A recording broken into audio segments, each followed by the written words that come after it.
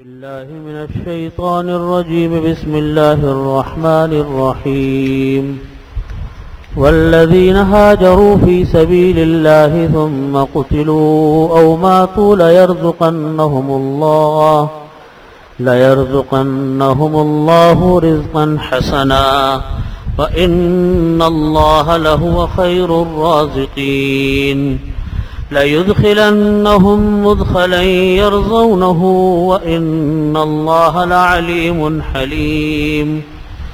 ذلك ومن عاقب بمثل ما عوقب به ثم بغي عليه لينصرنه الله إن الله لعفو غفور.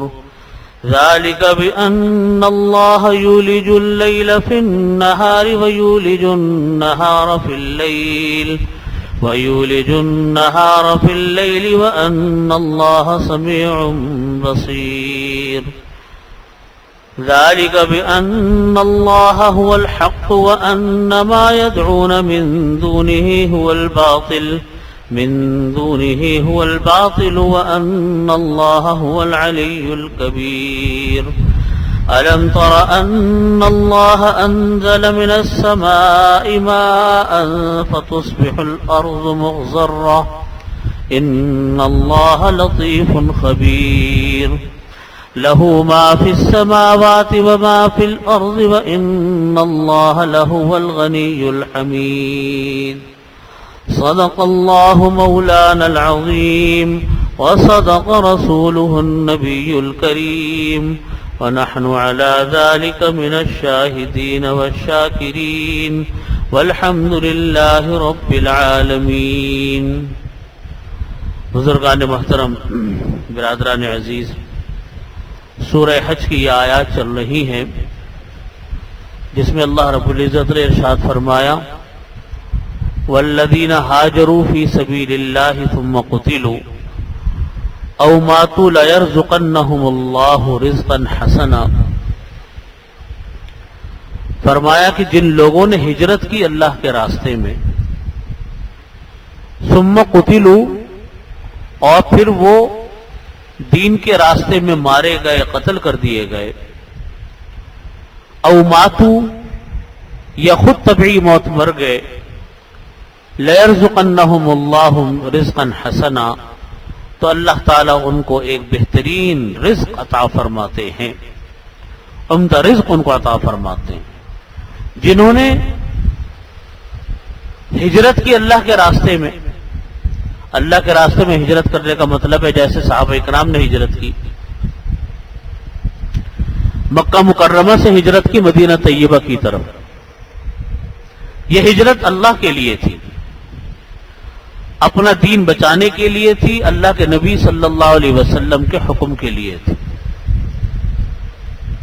اسی طریقے سے جہاں کہیں ہجرت ہوتی ہے اپنا دین بچانے کے لیے، اعلاء کلمت اللہ کے لیے، دین کا کلمہ سر بلند کرنے کے لیے، اور پھر وہاں پہنچ کر وہ لوگ راہ خدا میں مارے جائیں یا طبعی موت مر جائیں، تو اللہ تعالیٰ ان کو بہترین رزق عطا فرماتے ہیں، بہترین مقام عطا فرماتے ہیں.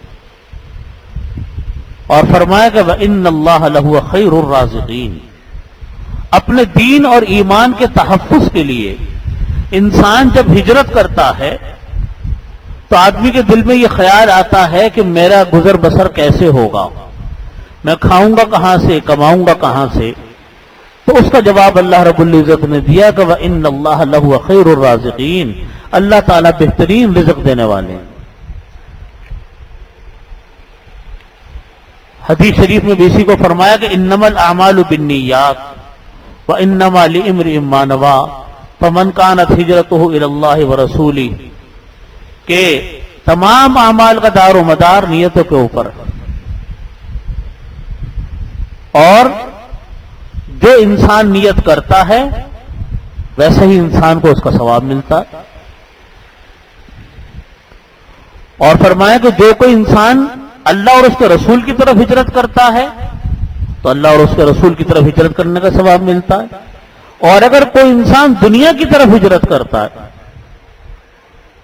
فمن کانت، حدیث شریف کے آخر میں فرمایا فمن کانت ہجرتہ الی دنیا او یصیب او امرأۃ یتزوجها فہجرتہ الی ما ہاجر الیہ. تو کوئی انسان اگر دنیا کے لیے ہجرت کرتا ہے، اپنا ملک اس لیے چھوڑ رہا ہے کہ دوسری جگہ جا کر اس کو دنیا زیادہ ملے گی، یا کسی عورت سے نکاح کرنے کے لیے وہ دوسری جگہ کے اوپر جا رہا ہے اس لیے ہجرت کر رہا ہے، تو جو اس نے نیت کی ہے ویسا اس کو ثواب ملے گا، یعنی دنیا ملے گی اس کو. جیسے آج بہت سارے لوگ ہمارے ہاں اپنا وطن چھوڑ کر مشرقی مغربی ممالک میں جاتے ہیں، یورپ میں جاتے ہیں، امریکہ میں جاتے ہیں. اب ایک تو جانا ہے، اور پھر آپ یہ دیکھیے آج ہمارے ہاں کتنی بڑی تعداد وہ ہے جو ہجرت کر کے جا چکی ان ممالک میں، یورپ کی طرف، امریکہ کی طرف، مغربی ممالک میں، یا یوں کہہ لیجئے کہ ان ممالک میں جو غیر مسلم ممالک ہیں، جہاں پر مسلمان نہیں ہیں. تو اگر ان ممالک کی طرف کوئی انسان جائے اور اپنے دین اور ایمان کے تحفظ کی اس نے فکر نہیں کی، یا کوئی انسان اپنے بیوی بچوں کے ساتھ جائے اور دوسرے ممالک میں جو غیر مسلم ممالک میں جائے اور ان کے دین اور ایمان کے تحفظ کی کوئی فکر نہیں کی، تو اس کا وہاں جا کر رہنا وہ جائز نہیں، حرام ہے. اس لیے کہ اصل چیز کیا ہے؟ روپیہ پیسہ نہیں ہے، بلکہ اصل چیز کیا ہے؟ دین اور ایمان ہے. اگر کسی ہجرت کے نتیجے میں دین ایمان ضائع ہو جائے تو آپ مجھ کو بتلائیے کہ آپ کی ڈگریاں کیا کریں گی اور وہ ڈالر اور پاؤنڈ کیا کریں گے جو انسان نے کمائے. آج کتنے ہمارے مسلمان بھائی وہ ہیں جو ہجرت کر کے ان غیر مسلم ممالک میں چلے گئے، یا پہلے جا چکے تھے، آج ان کی اولادیں بڑی بڑی ہیں، جوان ہیں. جن لوگوں کو اللہ نے فکر عطا فرمائی اپنے بچوں کے دین اور ایمان کے تحفظ کی، انہوں نے تو اپنے بچوں کے دین اور ایمان کا تحفظ وہاں پر بھی رکھا، بلکہ اور اچھے ہو گئے. اور جن کو یہاں کوئی فکر نہیں تھی نہ وہاں فکر رہی، ان کی نسلیں ہی ہاتھوں سے چلی گئی. آپ جا کر دیکھیں ان ممالک میں کہ کتنے لوگ وہ ہیں، کتنے خاندان وہ ہیں جن کے بچوں نے بڑے ہو کر غیر مسلموں میں شادیاں کر لی.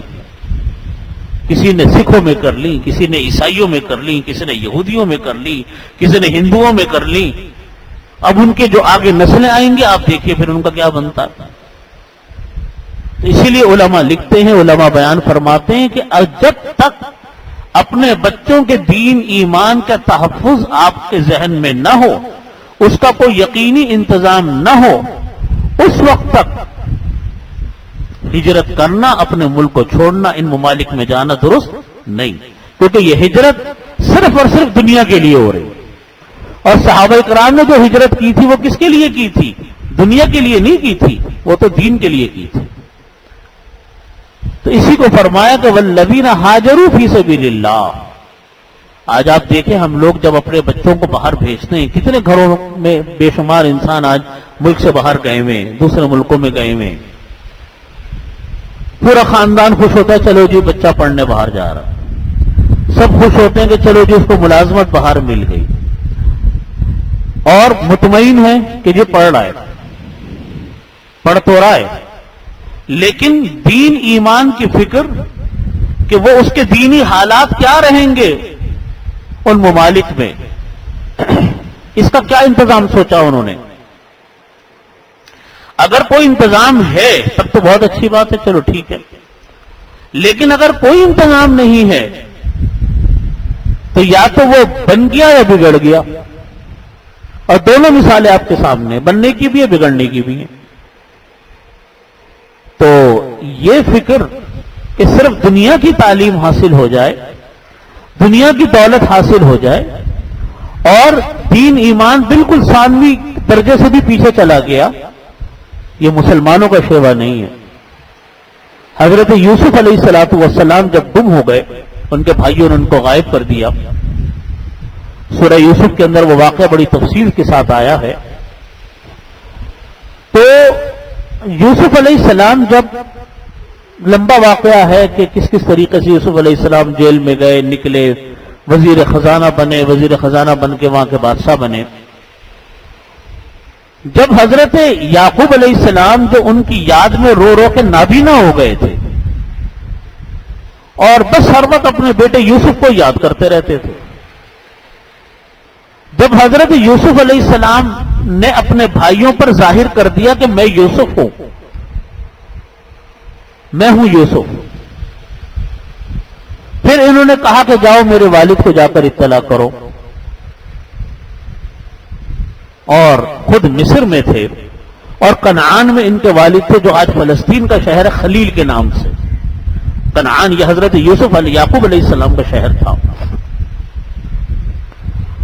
تو ان کے بیٹوں نے جب جا کر اطلاع کی یعقوب علیہ السلام کو کہ آپ کا وہ بیٹا مل گیا جس کے لیے آپ روتے رہتے تھے، یاد کرتے رہتے تھے، آپ اندازہ کریں کہ بچپن میں غائب ہوئے تھے، 6 سے 7 سال عمر تھی، اور ایک طویل عرصے کے بعد یوسف علیہ السلام ملے تو باپ کی خوشی کا کیا ٹھکانہ ہوگا، اس کو کوئی انسان الفاظوں میں بھی نہیں بتا سکتا۔ یوسف علیہ السلام کے بارے میں یعقوب علیہ السلام جو والد تھے یعقوب علیہ السلام، یہ خبر ملنے کے بعد کہ میرا بیٹا مل گیا، کوئی اور سوال نہیں کیا کہ اس کی صحت کیسی ہے، وہ کس حال میں ہے، کیا ہے، کیسا ہے، کوئی بات نہیں پوچھی، یہ پوچھا کہ بتاؤ اس کی دینی حالت کیسی ہے۔ پہلا سوال یہ کیا کہ اس کی دینی حالت کیسی ہے۔ یہ چیزیں ہماری تعلیم کے لیے ہیں، ہمیں سکھانے کے لیے یہ واقعات، کہ انسان جب خوشی سے دیوانہ ہو رہا ہو، اپنے آپ پر کنٹرول نہ ہو رہا ہو خوشی سے، اس وقت بھی ان کو اس بات کی فکر کہ خوشی اصل تب ہوگی جب بیٹے کی دینی حالت اچھی ہوگی۔ اگر اس کی دینی حالت بگڑ گئی، کیونکہ باپ تو سر پہ تھا نہیں، کوئی نگرانی کرنے والا تو تھا نہیں، اب والد کو یہی فکر ہوتی ہے کہ میری غیر موجودگی میں پتہ نہیں بچہ کس رنگ ڈھنگ میں چلا گیا ہوگا، تو یہ سوال تھا بتاؤ اس کی دینی حالت کیسی۔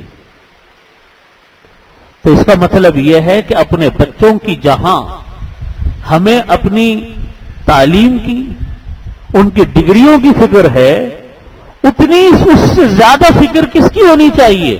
انسان کی دین کی ہونی چاہیے۔ نمازوں کے پابند ہیں اولاد کے نہیں، روزے رکھتے ہیں کہ نہیں رکھتے، کسی حرام کاموں میں تو نہیں لگ گئے، کسی بد اخلاقی کے کاموں میں تو نہیں لگ گئے، کیونکہ بعض خرابیاں بچپن میں ایسی انسان کو پڑ جاتی ہیں جو بالکل دبے قدموں میں داخل ہو جاتی ہیں بچوں کے اندر۔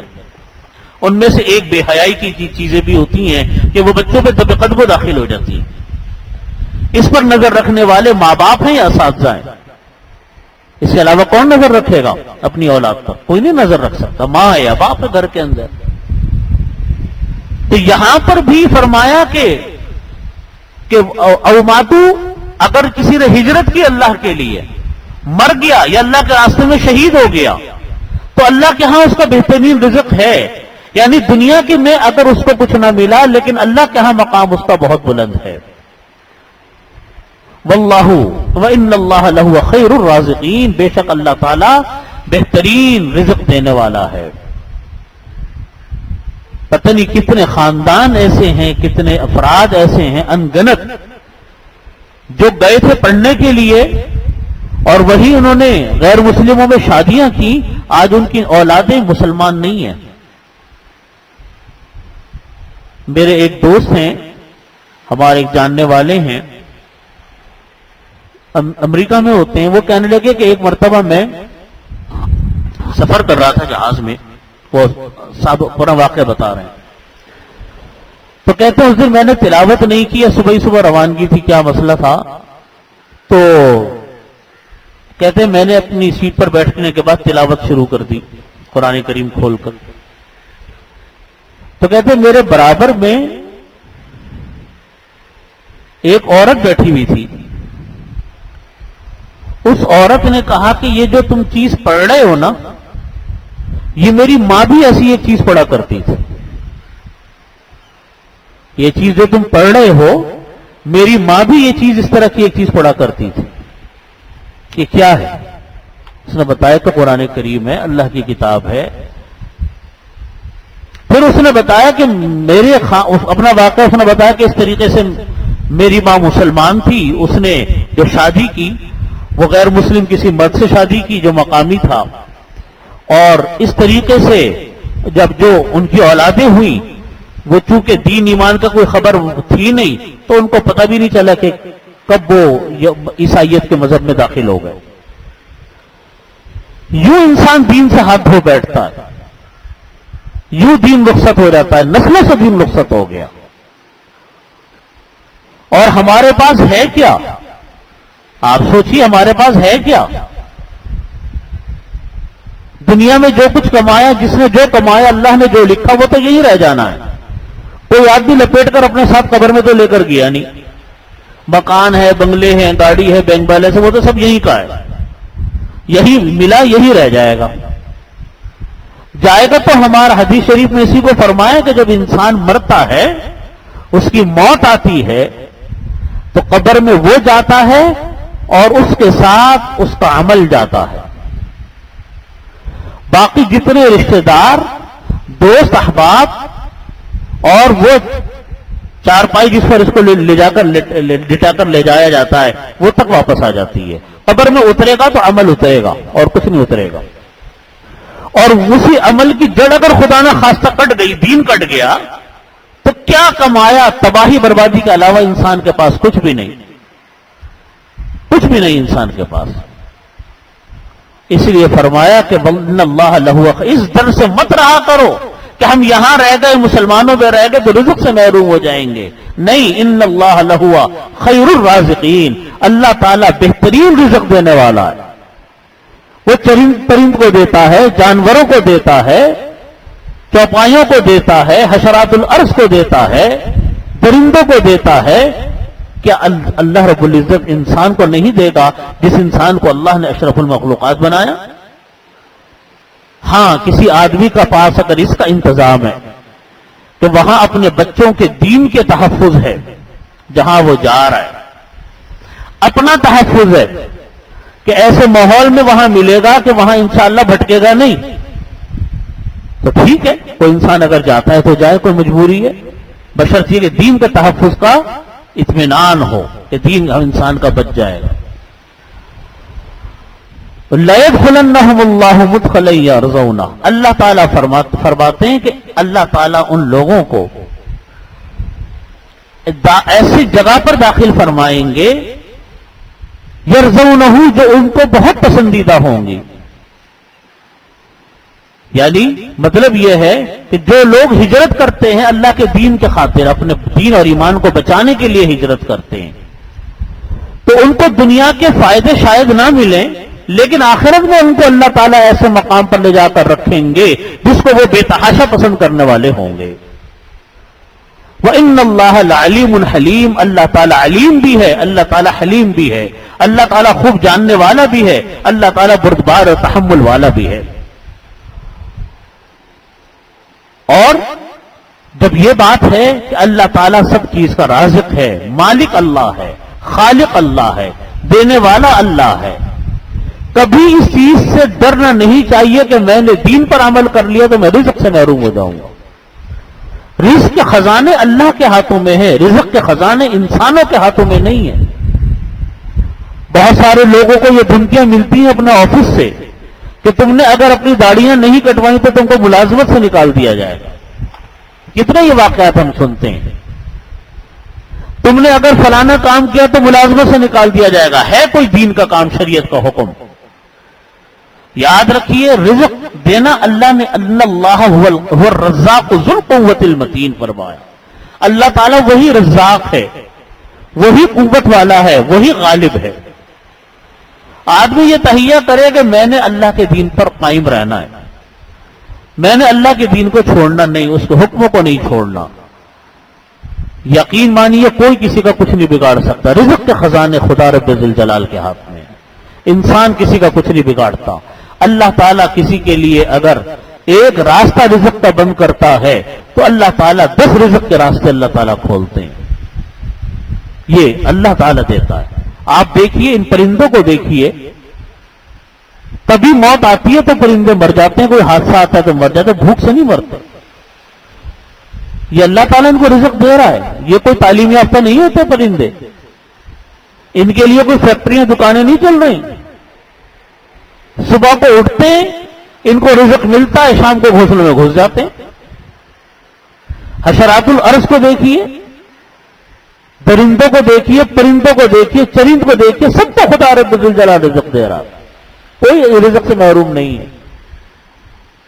تو انسان کیوں یہ سوچتا ہے کہ میں جب تک اپنے رب کو ناراض کر لوں گا اس وقت مجھے رزق نہیں ملے گا؟ یہ ہماری سوچ کا فطور ہے، یہ ہماری فکر کی غلطی ہے کہ ہم یہ تہیہ کر کے بیٹھ گئے کہ صاحب کام ہوگا تو حرام کا ہوگا، رشوت کے بغیر تو ہمارا گزارا نہیں چلے گا، سود کے بغیر ہمارا گزارا نہیں چلے گا، ناجائز معاملات کے بغیر ہمارا گزارا نہیں چلے گا. یہ ہم نے اپنے ذہن کے مفروضے ہیں، اس کا حقیقت سے کوئی تعلق نہیں. من جاہد فینا، قرآن کریم نوازہ فرمایا، من جاہد فینا لنہدینہم سبلنا، جو انسان ہمارے راستے میں کوشش کرتا ہے ہم اس کے لیے راستوں کو ضرور کھولتے ہیں. یہ وعدہ ہے اللہ کا. اس کو فرمایا کہ لیدخلنہم، ایسے لوگوں کو اللہ تعالیٰ جن لوگوں نے اپنے رزق کی پرواہ نہیں کی اور اللہ کے لیے انہوں نے ہجرت کی، شہید ہو گئے، فرمایا اللہ تعالیٰ ان کو ایسی جگہ پر داخل فرماتے ہیں جس سے وہ خوش ہو جائیں گے. وَإِنَّ اللَّهَ لَعَلِيمٌ حَلِيمٌ، اللہ تعالیٰ علیم بھی ہے، اللہ تعالیٰ حلیم بھی ہے، اللہ تعالیٰ سب کچھ جاننے والا بھی ہے، اللہ تعالیٰ سب چیزوں کو برداشت کرنے والا بردبار بھی ہے. فرمایا وَمَنْ عَاقَبَ بِمِثْلِ مَا عُوقِبَ بِهِ ثُمَّ بُغِيَ عَلَيْهِ لَيَنصُرَنَّهُ اللَّهُ. ایک ضابطہ بیان فرما رہے اللہ رب العزت، فرماتے ہیں کہ کسی انسان کے ساتھ اگر کسی نے زیادتی کی تو اس آدمی کو جس کے ساتھ زیادتی ہوئی اس کو بدلہ لینے کا حق ہے کہ وہ بدلہ لے، اور اتنا ہی بدلہ لے جتنا اس کے اوپر ظلم ہوا تھا. فرماتے بدلہ لینے کے بعد پھر اس آدمی نے دوبارہ زیادتی کر لی تو فرماتے ہیں کہ اب یہ آدمی جو دوبارہ اس کے ساتھ زیادتی ہوئی ہے یہ پھر اب پہلی جیسی حالت پر آ گیا، چاہے تو بدلہ لے لے اور چاہے تو اس کو معاف کر دے. فرماتے وَمَنْ عَاقَبَ بِمِثْلِ مَا عُوقِبَ بِهِ، جس کسی شخص نے بدلہ لیا اتنا ہی جتنا اس کے ساتھ زیادتی کی گئی تھی، ثُمَّ بُغِيَ عَلَيْهِ، پھر اب اس انسان کے اوپر مزید زیادتی کر دی گئی، لَيَنْصُرَنَّهُ اللَّهُ، اللہ تعالیٰ اس انسان کی ضرور مدد کرتے ہیں جو مظلوم ہوتا ہے. اسی کو قرآن کے حدیث شریف میں اس کو نبی کریم صلی اللہ علیہ وسلم نے بیان فرمایا کہ اتقی دعوت المظلوم، تم لوگ مظلوم کی بد دعاؤں سے بچو. تم لوگ مظلوم کی بد دعا، جس کے اوپر ظلم کیا گیا اور وہ بدلہ نہیں لے رہا ہے، معاف کر رہا ہے، اب اس انسان کا جس کے ساتھ ظلم کیا گیا اس کی بد دعا سے بچو. بعض جگہوں پر یوں فرمایا کہ جو مظلوم کی بد دعا ہوتی ہے وہ عرش رحمان کو تھرا دیتی ہے. یہ معمولی بات نہیں ہوتی کسی کے ساتھ زیادتی کی جائے، زیادتی کسی بھی میدان میں ہو لیکن زیادتی ہو گئی، اور اس زیادتی جس کے اوپر زیادتی ہوئی ہے اس کے بارے میں اللہ رب العزت نے فرمایا کہ اگر وہ معاف کر دے تو اس کے لیے زیادہ اچھا ہے کہ وہ معاف کر دے جس کے اوپر زیادتی ہوئی. فرمایا اللہ رب العزت نے کہ فمن عفا واصلح فاجرہ علی اللہ، جس انسان نے معاف کر دیا وہ اصلح اور صلح کر لی اس نے، اس کا اجر اللہ کے پاس. فرمایا وان تعفوا اقرب للتقوی، اگر تم معاف کر دو تو یہ تقوی کی زیادہ نزدیک تر بات ہے. بعض اوقات کوئی آدمی زیادتی کر دیتا ہے، بدلہ لے سکتے ہو لیکن اللہ رب العزت فرما رہے ہیں بدلہ نہ لو، درگزر سے کام کرو، برداشت پیدا کرو، ہمت کرو، اس کو معاف کر دو. فرمایا وَلَمَنْ صَبَرَ وَغَفَرَ إِنَّ ذَلِكَ لَمِنْ عَزْمِ الْأُمُورِ، فرمایا کہ جس شخص نے صبر کیا، وغفرا معاف کر دیا، ان ذالک لمن عزم الامور، یہ چیز بڑے عزم و ارادے کی بات ہے، ہمت کی بات ہے. مطلب یہ کہ معاف کر دو، درگزر کرو، اپنے اندر برداشت پیدا کرو، یہ تمہارے لیے زیادہ بہتر ہے اس بات سے کہ تم بدلہ لینے کے درپے ہو جاؤ. خاص طور پہ جس انسان کے پاس طاقت ہے، جس انسان کے پاس قوت ہے، وہ بدلہ لے سکتا ہے، پھر وہ انسان اللہ کے لیے بدلہ نہیں لیتا. اللہ تعالیٰ اس کے لیے فرما رہے ہیں کہ یہ زیادہ اچھی بات ہے، اقرب للتقوی، زیادہ تقوی کے نزدیک تر ہے، زیادہ اللہ کو راضی کرنے والی چیز ہے. حدیث شریف میں نبی کریم صلی اللہ علیہ وسلم نے ایک اور جگہ پر ارشاد فرمایا کہ کوئی انسان اگر کسی اپنے حق سے دستبردار ہو جائے صرف جھگڑے کو ختم کرنے کے لیے، یا یوں فرمایا کہ اپنے حق کو چھوڑ دے تو انسان جھگڑے کو ختم کرنے کے لیے، کہ جھگڑا ہوگا چلو جھگڑے کو ختم کرو، میں اپنے حق کو چھوڑتا ہوں، تو نبی کریم صلی اللہ علیہ وسلم فرماتے ہیں انا ضامن لہ فی ربض الجنہ، میں اس کے لیے ایک ایسے محل کے کا ضامن ہوں جو بیچوں بیچ درمیان میں جنت کے ہوگا، ایک ایسے محل کی ضمانت لیتا ہوں جو جنت کے بیچوں بیچ ہوگا، اس کی ضمانت لیتا ہوں۔ حق پر ہونے کے باوجود اس نے بدلے کو چھوڑ دیا۔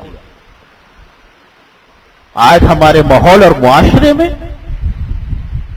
جس میں کہ برداشت ختم ہوتی چلی جا رہی ہے، انسان کی ہمتیں جواب دے رہی ہیں، ہر انسان دوسرے سے بدلہ لینے کے درپے ہے، ہر انسان دوسرے کے پیچھے پڑنے کے درپے ہے، وہاں یہ سوچنا چاہیے کہ اگر ہم یہ کام کریں گے تو اللہ تعالیٰ کی رحمتیں ہمارے اوپر زیادہ متوجہ ہوں گی۔ ہم باوجود بدلہ لینے کے اس سے بدلہ لے تو سکتے ہیں، لیکن ہم نے اللہ کے لیے نہیں لیا، ہم نے اللہ کے لیے بدلے کو چھوڑ دیا، اس کو معاف کر دیا۔ یہ معافی سے کام لینا، درگزر سے کام لینا، یہ شان انبیاء ہے۔ نبی کریم صلی اللہ علیہ وسلم کو جب پتھر مارے، اور آپ نے واقعہ سنا، طائف کا کتنا مشہور واقعہ ہے کہ نبی کریم صلی اللہ علیہ وسلم کو نہ صرف یہ کہ پتھر مارے، بلکہ ایسے بچوں کو پیچھے لگا دیا جو کہ صرف پتھر ہی نہیں مار رہے تھے، پتہ نہیں کیا کچھ بھی کہہ رہے تھے، کہ آپ کے اتنا خون بہا کہ آپ کے دونوں جوتے خون سے بھر گئے، اتنا ظلم کیا طائف کے مقام پر نبی علیہ الصلوۃ والسلام سے۔ جبریل امین علیہ الصلوۃ والسلام تشریف لائے، انہوں نے فرمایا کہ اگر آپ کا حکم ہو تو میں اس پوری وادی کو طائف کی ان دونوں پہاڑوں کے درمیان پیس ڈالوں، تو نبی کریم صلی اللہ علیہ وسلم نے فرمایا کہ نہیں، میں رحمت للعالمین بنا کر بھیجا گیا، میں رحمت للعالمین بنا کر بھیجا گیا، بددعا کرنے والا بنا کر نہیں بھیجا گیا۔ تو نبی کریم صلی اللہ علیہ وسلم کا معمول یہ تھا کہ آپ معافی سے کام لیتے تھے، درگزر سے کام لیتے تھے۔ اسی کو فرمایا کہ وَمَنْ عَاقَبَ بِمِثْلِ مَا عُوقِبَ بِهِ، کسی شخص نے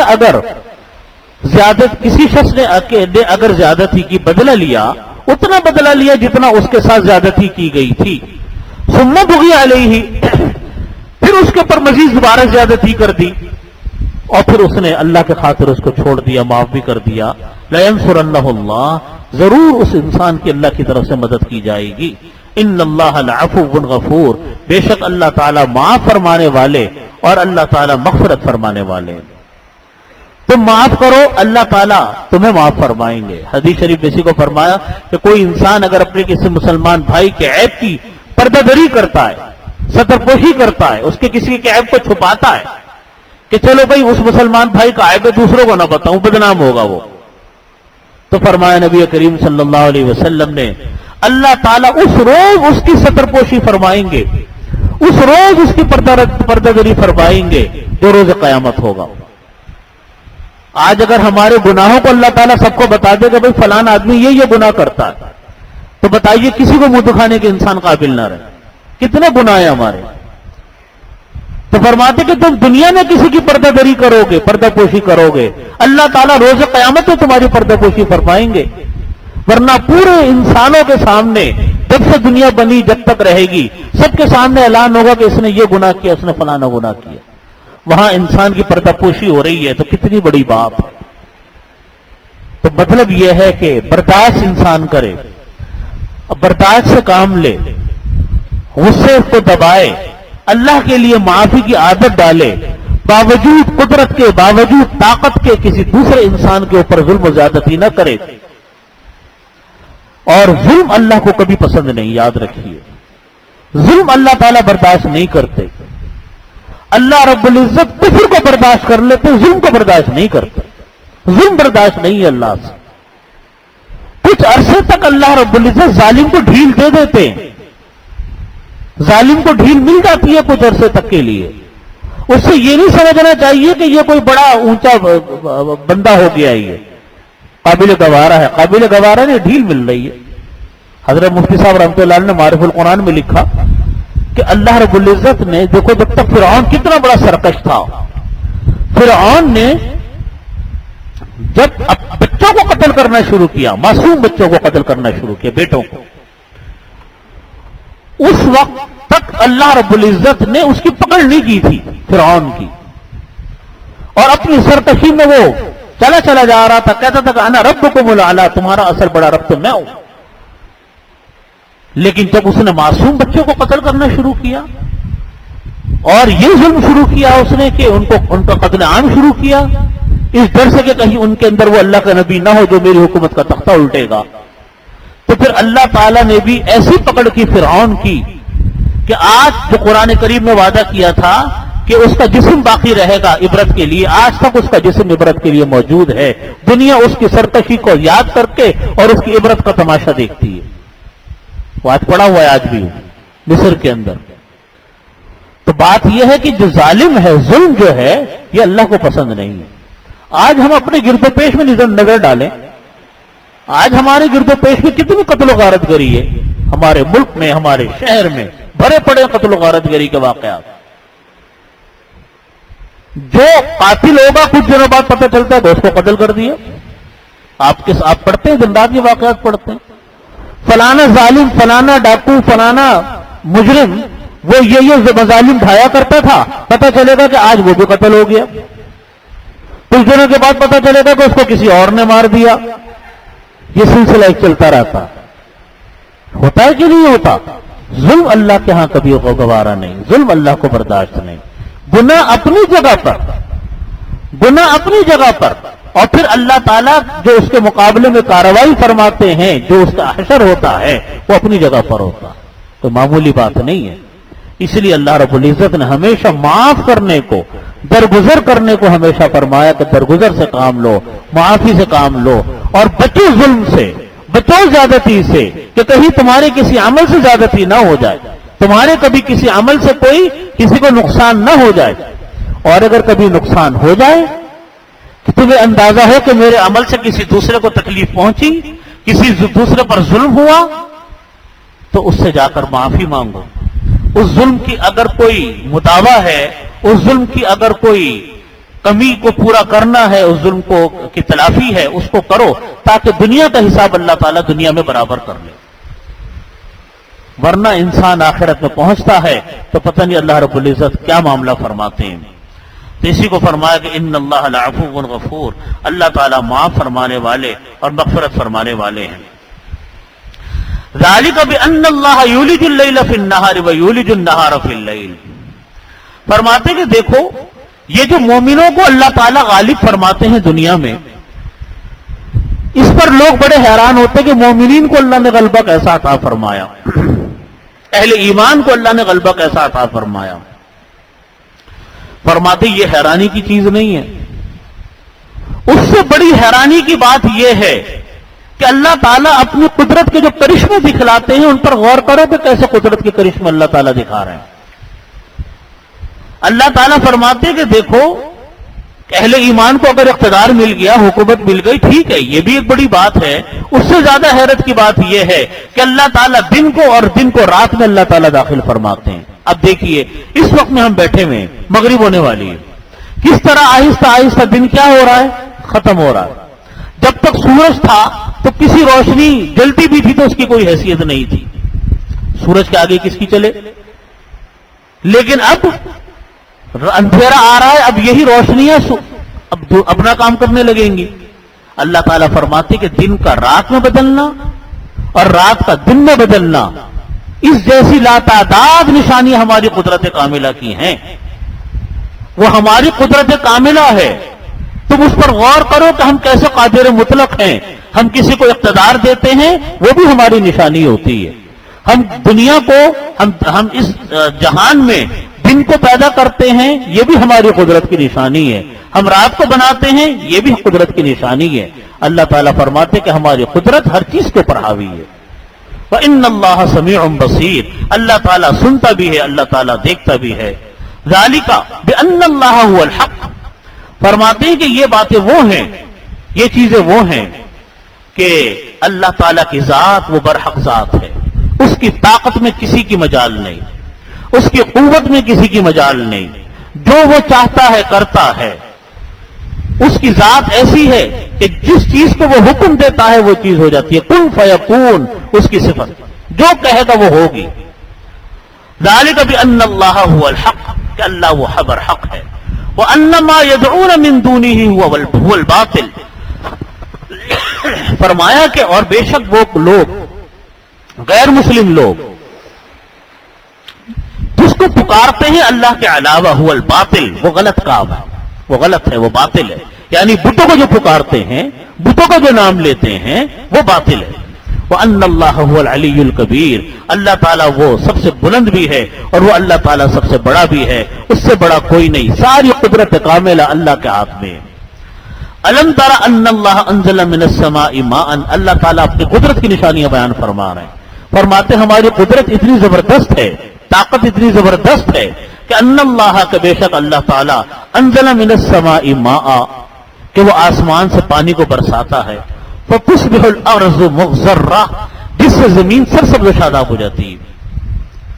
کہاں وہ زمین تھی جہاں پر کوئی پتا نہیں اگتا تھا، آج بارش کی بوندیں اللہ نے برسائیں اور وہ زمین جہاں پہ پتا نہیں اگتا تھا آج وہاں پہ سبزہ اگنے لگ گیا۔ اللہ تعالیٰ فرماتے کہ بتاؤ یہ ہماری قدرت ہے کہ نہیں ہے؟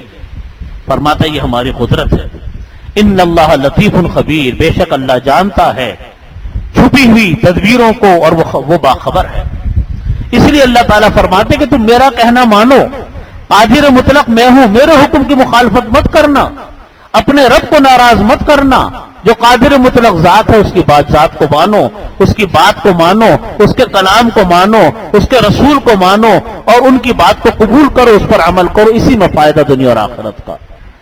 تم نے اگر اسے روگردانی کی تو یاد رکھو، اگر تم دنیا کے کچھ انسانوں کو خوش کرنے کے لیے اللہ کو ناراض کرو گے، تم چاہو گے کہ میرے سے فلانا خوش ہو جائے اس لیے میں ناجائز کام کر رہا ہوں، تم چاہو گے کہ فلانا انسان خوش ہو جائے گا، فلانا افسر خوش ہو جائے گا، میرا فلانا راضی ہو جائے گا اس لیے میں یہ حرام کام کر رہا ہوں، تو یاد رکھو کبھی وہ خوش نہیں ہوگا۔ قادر مطلق ذات ناراض ہو گئی سب ختم ہو جائے گا۔